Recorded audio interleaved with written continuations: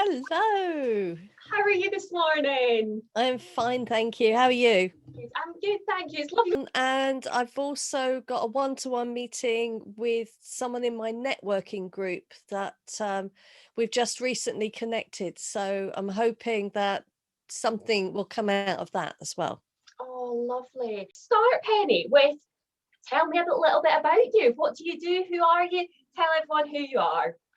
Oh, okay. Well, I started out actually as a graphic designer, working in newspapers and magazines. But on the side, I've always been interested in aspects of health. So from a very early age, I grew my own herbal plants. I had my own little herbalist garden, a bit Harry Potter that was. And I used to meditate. I was introduced to yoga from a quite a young age. And I also grew up in London where there was a big ethnic community. So I got introduced to very esoteric things and so started meditating and doing all those kind of things.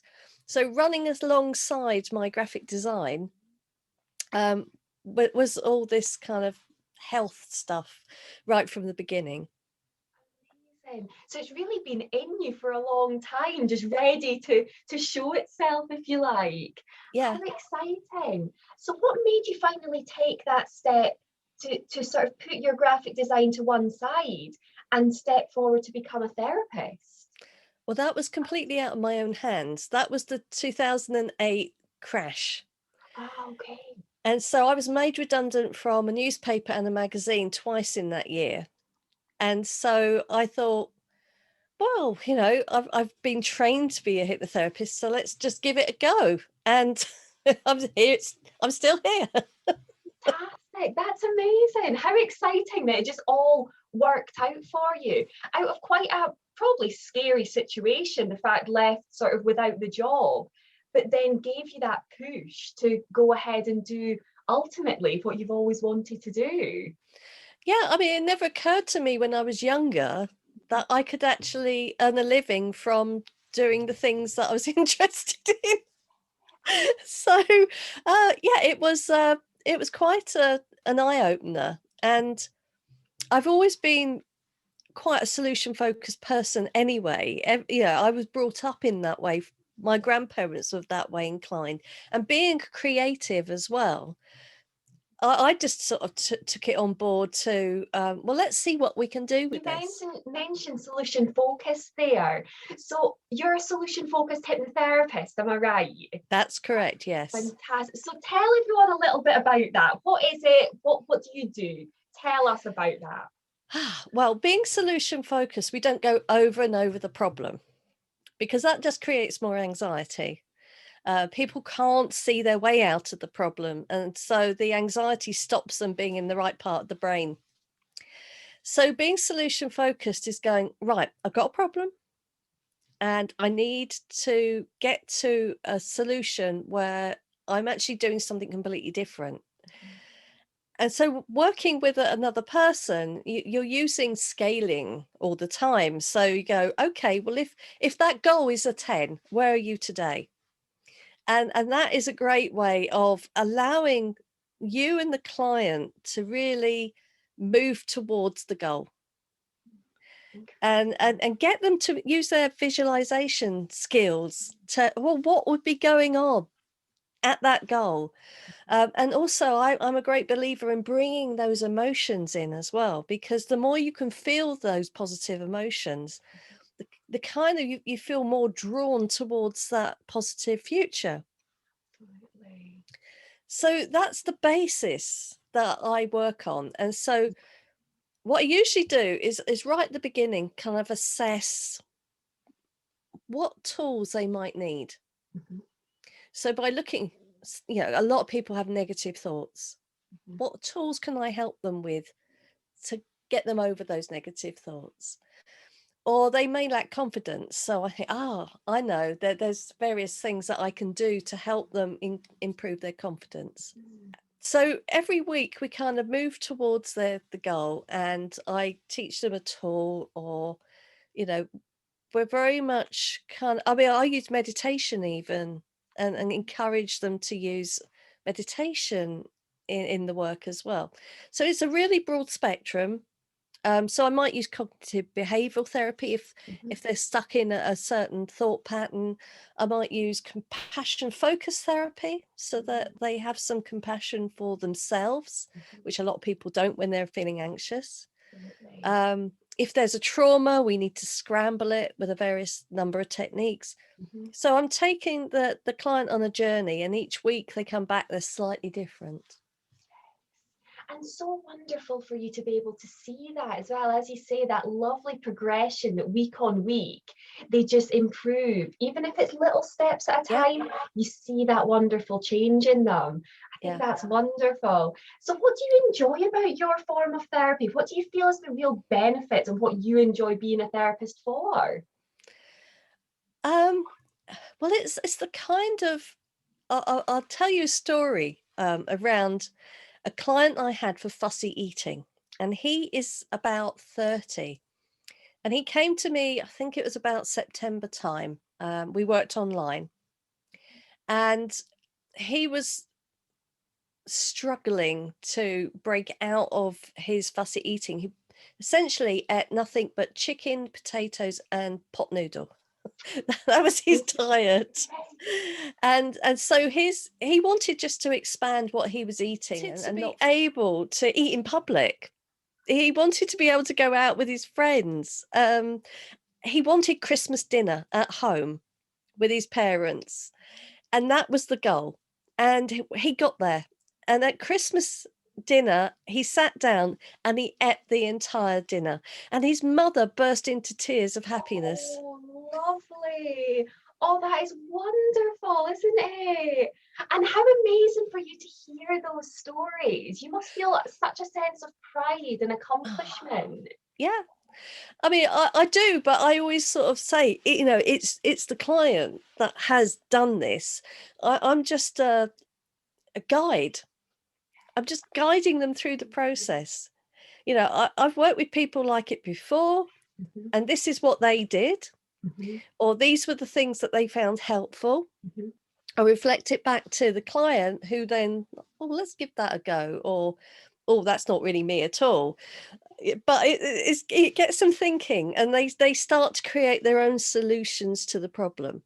Amazing. I think that's wonderful. And of course, that's just one example of what you'll Mm, be working with day in, day out, seeing these wonderful changes in every client that walks through your doors, or obviously at the moment on the online. So I think that's absolutely wonderful. It really is.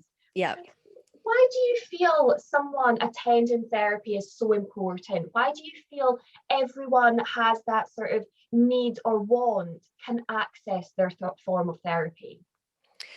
Well, I've met people who are in their 60s or 70s who have suffered all their life because of something that happened to them in their childhood, and they didn't think that they could change. Mhm. And I think to myself that, how would I feel if I'd gone through my whole life feeling that way about something and realizing that I could have changed something? And I mean, I went through a period where I didn't drive, Okay. and it was 13 years, and I had developed a really bad phobia about driving. And I tried hypnotherapy, Mhm. and it didn't work. Okay. And a few years later, I actually trained as a hypnotherapist, and then I realized why the original hypnotherapy hadn't worked, Okay. because I knew what was going on in my brain now. Yeah. And I always, explain to my clients about what's going on up there, whereas this hypnotherapist hadn't. So I was just, every week I would come out of trance and just think, actually, I don't feel any different. And so by not changing, and wondering why I wasn't changing, Mhm. I then, once I trained, I realized that it had been completely different therapy he had been using. What I'd been trained in allowed me to make those changes. Yeah. And it allowed me to start driving again. And in fact, because I trained at the Clifton practice in Bristol, Yeah. and I think we did the phobias in month 3 of our training. Mhm. And by month 5, I drove to the Clifton practice. Wow, that's And yeah, incredible. exactly. It was such a momentous Mhm. feeling of I've achieved this. So if anyone is, struggling with anything, Mhm. the key is that they don't have to. Yeah, And it's all absolutely. about mindset and changing Mhm. what the negative voice is telling you. Mhm. And that negative voice told me I couldn't drive, that I would die if I Yeah, tried. yeah, It was that bad. yeah. And now I don't get it at all. Amazing. And as you say, it's just about understanding your mind and understanding what it's doing and why it's doing that. And as you say, making the changes that Yeah. ultimately make you able to do whatever you want to be able to do. Yeah. Another example is writing. I'm dyslexic. And Okay. so for my entire school years, I avoided writing anything if I possibly could. So Yeah. all the subjects I did were things like art, technical drawing, maths, physics, chemistry, because I didn't actually have to write an awful lot. And as a graphic designer, I was taking, images and working with those. So I didn't have to write anything. And then suddenly, as I was training to be a hypnotherapist, I had to start writing stuff. And I thought, I've got to find a solution to this. And over a period of time, I managed to A, change my mindset about dyslexia, B, change my fear of being judged about my writing. Mhm. So I also started challenging myself. So in 2015, I wrote an ebook and I published it. And I just put it out there to the universe and see what happened. And actually, I started getting quite a lot of people reading it. Wow. So in 2017, I decided I'd write a book. And so last year, I published Driving Me Crazy, which is all Wow. about my experience of my driving phobia and how I overcame it and what I do with my clients. But it was also me getting over that fear of writing and that disability. Absolutely. And what a huge sense of achievement Mm, to have went through, as you say, almost a fear of writing and then going ahead and writing a full book. yeah, That's absolutely incredible. I bet you were so proud of yourself, and you still will be, of course. absolutely. And what is quite interesting is that to actually create that, I use a lot of the software that I use as a graphic designer. So I was familiar with it. Mhm, The mhm, way that you use it in a slightly different way, but it fulfilled that design need within me that I missed so much from not working in that industry. mhm, And yeah, it really changed my whole mindset about it. So mhm. I've also written articles for Happy Full magazine, as you can Wow. see there. Yes. Yeah, and I'm no longer bothered if someone says, "Can you write me an article on stop smoking or something like that?" I'm quite happy to actually do that now. Whereas in the past, I would have gone, "Oh no, can't." Yes, that's absolutely incredible. But no doubt, because of those experiences you've had, you'll be able to empathize with clients that come in and know Absolutely. exactly how they feel, and probably actually be a wonderful role model that if you can achieve everything that you've achieved, you're of course going to be able to assist your clients to do exactly the same. Yeah, exactly. And that's one reason I do actually work a lot with driving confidence Mhm, mhm, because like people come and read my story or they might read the book, which has, happened in some cases. They've read the book and gone, "Oh, I'd like to work with that person because she knows exactly how I feel about it." mhm. And yeah, what I found quite interesting is that, particularly with counselling, they're not encouraged to share their own story. It's very impersonal. Mhm, mhm. But with hypnotherapy, there's always been that encouragement to share your own experiences with the client, Yeah, because that creates the therapeutic alliance, and that is the key thing. absolutely. It's that lovely rapport that you build, that lovely client practitioner rapport, Yeah. and it's so vital. Of course it is. I think that's wonderful to hear. I think you must be such an inspiration for so many people to have been able to overcome all of these wonderful things that you've done. I think is amazing. Yeah. Oh, that's so lovely. And Really also because lovely. I'm a supervisor as well. So when I get a lot of supervisees contacting me about various problems, it helps them to know that, yeah, that's quite common. So let's find a way of working around the problem. Mhm. Absolutely. I think absolutely, it's only going to be a wonderful benefit to you that you've had these life Yeah. experiences that you can draw on and use to progress forward. I think is amazing. Yeah. So talk me through a sort of an average session with yourself. Do you find there's any skepticism attached to hypnotherapy? Do you find there's any fear attached to reaching out for a hypnotherapist? Talk me through the process that people will have when they come to see you. Okay. Well, let's go back a bit further into like the networking I was talking to you about earlier. When you first meet someone who's never had hypnotherapy, they come with their own take on it. Mhm. Now, most of them have only seen stage hypnotists. Yeah. So some of them will say things like, are you going to make me cluck like a chicken? And Yeah, my reply is, only if you want me to. absolutely.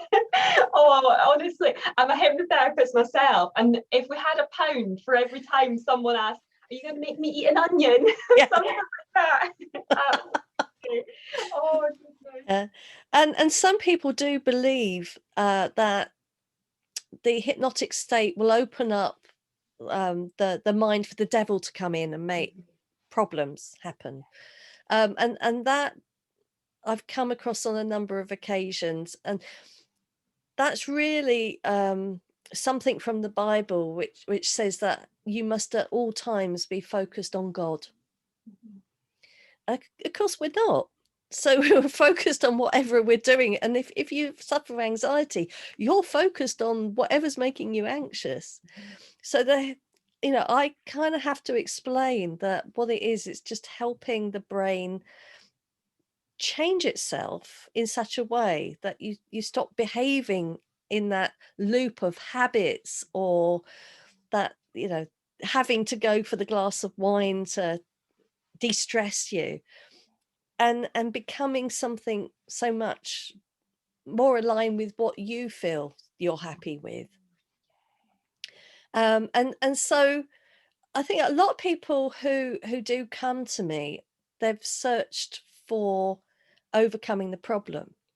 And if they look at my website, they may have read some of the case studies, and they start thinking in their head, okay, maybe that will work for me. And so by contacting me and talking about some of those case studies, they then start to think, oh, well, if that's a possibility, if it's worked for them, it's likely to work for me. Absolutely. So they get themselves there in their own time, I think, isn't it? As you Yeah, say, by doing some research, looking into you as a therapist, yeah, seeing what you've done in the past, and by the time they reach you, they're probably already sold on you as a yeah, hypnotherapist with all the work they've done on the lead up too. yeah. I used to work from a GP practice, and it was quite interesting getting feedback from uh, the GPs. And essentially, they said, "Well, we can't refer anyone onto you because, those above have said, right, if it's a mental health problem, they go down the CBT route. Yes. End of story." Yeah. But a lot of people that come to me have been down that route, and it's not worked. Mhm. And they're going, I don't know what else to do. So I end up as a last resort. Mhm. Yeah, no, Absolutely, yeah. But often it works, and they're really happy that they're doing something which is different to the Mhm. CBT. Absolutely. And do you feel hypnotherapy will step forward to become a first resort? Do you feel it's starting to step up there? Because I think you're absolutely right. Hypnotherapy is sometimes a last resort. We're the final bit. But do you feel it is stepping up there? Do you think we will manage to be the first resort at some point? Well, certainly it's being used more and more in hospitals, and I think it's going to eventually filter down. I mean, if you're in something like Bupa, they do provide hypnotherapy as one of the therapies. So whether it becomes something within the NHS, Mhm. I'm still not really sure about that. I was a member of the Royal Society of Medicine for a few years, Mhm. and what I found quite interesting with that was that the hypnotherapy that they were promoting had to be done by doctors. Oh, okay, So right. they didn't approve of lay people doing it. Ah, okay. And I think that's such a shame because being lay people, we can uh, have that connection Mhm, with the patients, mhm. which perhaps the doctors don't really have. Absolutely. It's a different type of relationship, isn't it? It It's a is. different form there. Absolutely. So, talk me through someone arriving either obviously online at the moment or when we do finally see people in person. Talk me through the process of them coming for their session. Well, to start with the initial consultation, I'll go through how the brain works. But I also add in how the gut works as well, because gut biome is very important. In fact, I trained as a nutritional therapist as well, so that I could help people understand that relationship better. Um, and that is also very driven when I'm asking them questions about the history of the problem, is also looking at their diet as well and whether they've taken antibiotics or something like that, because then I can then suggest certain things that they can do to help that side of things. So I really do look at the whole person and not just the brain and how that works. And also other areas as well. So for example, if someone comes to me with phagophobia, which is fear of swallowing, I'll talk to them about the mechanism involved and why anxiety has caused that as a problem. And the irritable bowel's the same, it's being able to use the context of what's going on in the brain and the fight or flight response and relaying it to the body and what's happening throughout the body. So at the initial consultation, we're really taking the history of everything that's been going on. And I can then sort of let them know that these things are actually quite common and these are the reasons why, and from a biological perspective and also from a psychological perspective too. So once they kind of understand that, I also give them an MP3 to listen to Mhm. so that they get the therapy every single night. It sorts out their sleep, and that's another area that I will dig into, is what their sleep's like and how that's affecting them.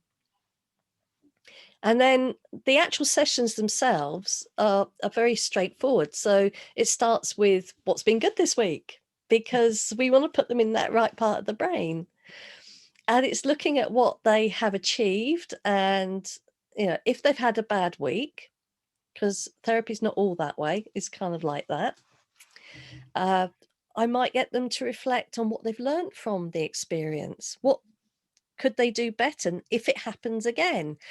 And get them to perhaps, put things in place Mhm. that will help them. So if it does happen again, Mhm. they then know what the plan of action is. And once we've gone through that, I might teach them a tool, because it might be that they haven't got the resources to have dealt with it first time. So I teach them a tool. So when they come to it another time, they know what to do. They go, oh, I've got a tool for that. Amazing. And then we go very much into the second half of the therapy session is the trance work. So a typical thing we might work on is what we call ego strengthening, which is kind of, the strength within you to deal with the situation. It could be confidence building so that they can visualize themselves doing whatever they fear. It varies from week to week, really. Each week the person comes, they're a different score, hopefully going towards their goal. But we're working with a new person each week. And so we're helping them change over a period of time. I think that's wonderful. That's so nice to hear. And as you say, so specific to that individual as well. So you're working with them along the journey rather than just a sort of baseline that's not really going to move anywhere. That's wonderful. No, that's really nice to hear. And do you feel people enjoy their sessions? Do you have your clients that love coming to you? There are some I can't get rid of. Absolutely. I think that's fantastic. Well, it shows that that's such a wonderful therapy and that they just enjoy seeing you. And I think that sounds perfect. So nice to hear. And of course, from speaking to you today already, I can tell you're so joyous and enthusiastic about what you do. So that is going to surely rub off on your clients. And I'm sure they'll love to come and see you and chat to you and get to know how to progress forward. I think it'll be wonderful. Yeah, I mean, one of the clinics I worked in, there was a counsellor there, and on the coffee table, there was a box of tissues. And she said to me, if your clients need a tissue, there they are. And I said, to be honest, my clients are more likely to cry with laughter. Love that. Yes, absolutely. I think that's so refreshing to hear because I think a lot of people feel they'll go to therapy, and you're absolutely right. There's tissues on the table because we're going to be sobbing for maybe an hour straight. And that's quite scary for a lot of people. That's quite traumatic and something that we want to stay away from. So I think that lovely, joyous, happy laughter, I think that's exactly what we need at the moment, isn't it? And I know people will love it. Yeah. That's so lovely. I mean, I'm always a believer that those get through life well are those with the best sense of humor. And being able to see the humor in even the darkest things. Yeah, absolutely. We all need a laugh from time to time, don't we? And I think just that lovely, as you say, up in the right part of the brain, just feeling positive and laughter is, without sounding too cliched, the best medicine sometimes, isn't it? Yeah. Oh, that's so lovely to hear. It really is so refreshing. Absolutely. So tell me, Penny, what do you do outside of work? Let's get to know the Penny that's not the therapist, if you like. What do you enjoy getting up to? What do you do to ensure that you stay nice and calm and relaxed and in the right part of the mind? Well, I garden and I grow plants. Milton Erickson told a very interesting tale about African violet lady. To get the person out of their depression needed a focus. And I'm a great fan of African violets. As you can see, I've got one behind me. I've been growing. This is about 20 years old, this plant. So I grow lots of orchids and still some herbal plants from childhood days. I also do art. So directly above me, you can see an oil painting I've done. During lockdown, I thought I'd challenge myself. I got this extra time. And so I started wood engraving. Wow. Oh, And that's gorgeous. this is marvelous, very meditative. You've got these tools and you're just picking away at the wood and you're so focused on it. It's so relaxing. You're not thinking about anything else.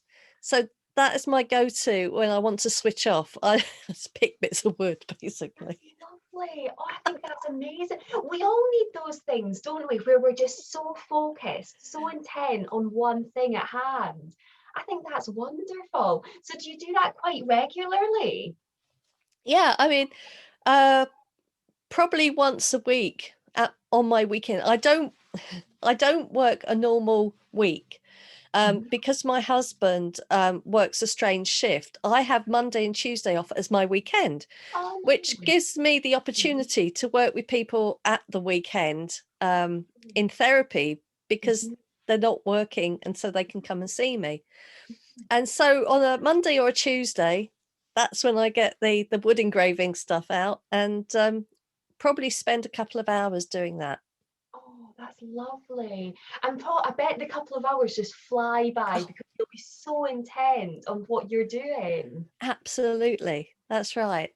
Oh, I've also got a cat, and he takes up a fair amount of time as well. it'll keep you on your toes, that's for sure. Oh, Yeah, lovely. and I enjoy walking, and I'm really lucky here because I'm looking out over the Vale of the White Horse. I've got the Ridgeway in the distance. I can just jump in the car, go up, 10-minute drive, and I'm walking in absolutely gorgeous countryside. So I find I would we know that that's really good for people's mental health is to be out in the green, exercising, and yeah, I've got Nordic walking sticks, and I do a bit of Nordic walking. Oh, wonderful. Oh, so you keep yourself busy in the times that you're not working. Yeah, I mean, to be fair, it's it's one of those things that sometimes you can be really quiet for a few weeks, Mhm, and mhm, then it goes mad, and you're really, really busy. mhm, And a lot of people don't know what to do and feel that time. mhm, But I've always sort of found that I get bored very quickly. So I make sure that there are things that I can do like that, which I can just pick up and carry on doing. I might put it down and not pick it up again for a month yeah, because I'm too busy mhm, working. mhm. But as soon as it stops, I could go, oh, right, I've got that to do. You've got something there just to keep you busy. Absolutely. And do you feel all of these things together help your own mental health? Hmm, Yeah. yeah.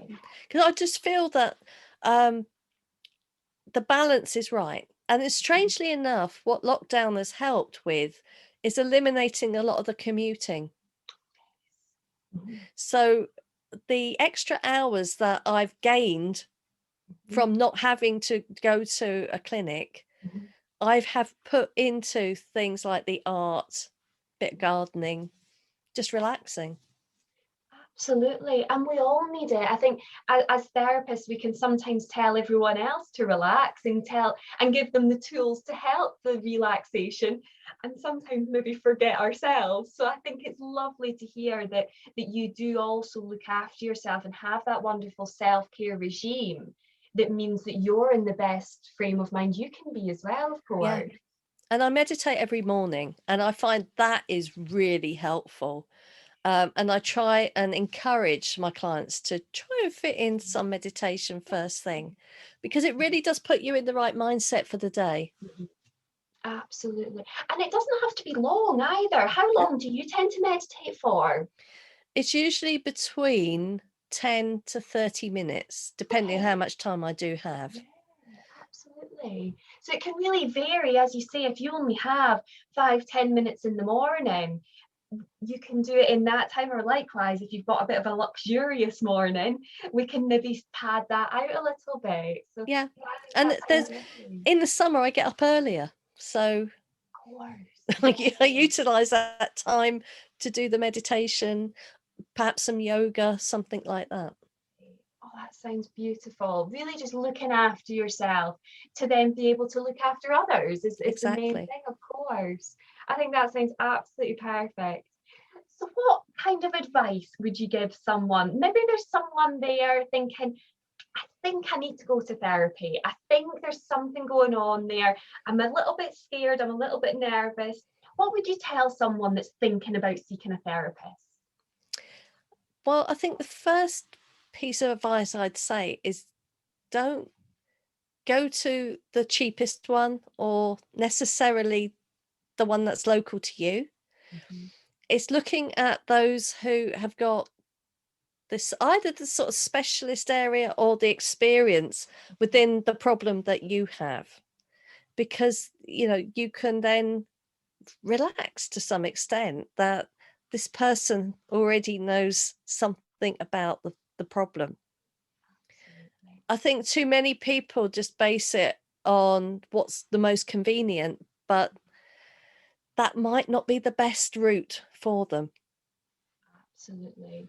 I think that's a really good point to make, because you're right. I think sometimes we just go for the most convenient, as you say, whether it's cheap or close, and then maybe get a bit of a negative experience with therapy. And suddenly our thoughts about therapy has been tarnished a bit because we Yeah, don't, it's maybe not necessarily not the right therapist for us. yeah. So I think that's a really good point to make. Absolutely. And what kind of people would you expect to arrive for a session with yourself? What kind of people do you attract? Oh, it's actually quite a broad spectrum. Mhm. I mean, I find, yeah, I work with children up to those in their 60s and 70s, and they all bring their own kind of problems. And um, again, it depends on what the issue is. So with the driving, for example, I tend to attract more women, Okay. and they tend to be more late 20s to mid 40s, Mhm, that mhm. kind of age. Yeah. Um, the fussy eating tends to be late teens to early 30s. Okay. Yeah. And strange enough, I get more men through that than Interesting. women. Okay. Yeah. So, and again, it just depends on what their needs are. So, a lot of the men come to me because they do sports, and they Mhm, find they're having issues because their diet's not particularly great, and they can't get past that mental block. mhm, And mhm, so I kind of cover both areas. And so they come to me and we can work out something to get them back, you know, on track with their sports. And so yeah, it does depend very much on the actual issue as to what I'm going to be helping. I mean, I get quite a few children with dyslexia to okay. basically just shut down. It's like, I can't do it, can't do it. Mhm. And they come to me and I go, "You can do it. You just got to think in a slightly different way." And just by reading them stories, getting them inspired to actually overcome that fear, Mhm. gets them, on the right track again. So You can work with really such a wide range of people. yeah. Which do you enjoy that aspect of it? The fact that you can just see so many different types of people? Yeah, that is very enjoying, to be able to, one moment be quite playful with a 13-year-old, and another moment talking with someone who's in their 70s that might have a lot of health issues that you feel really compassionate about, and you really want to help them with a health issue, to get them through the problem. Mhm. So I find that broad spectrum really, really good to work with. That's lovely. No, I think that's so nice to hear. And you can see your passion for helping people as well, which I think is so important when it comes to a therapist, is that sheer passion just to help and support others. And you can see that comes so naturally to you. I think it's wonderful. Absolutely. So tell us, if someone's looking to find you, if someone's looking to get a bit more information about you, where can people find you? Well, my website is www.oxford-hypnotherapy.co.uk.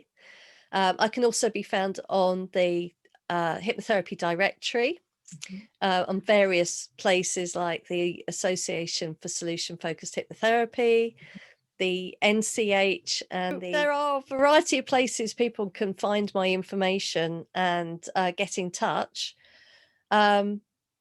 We will be getting back in clinic in April.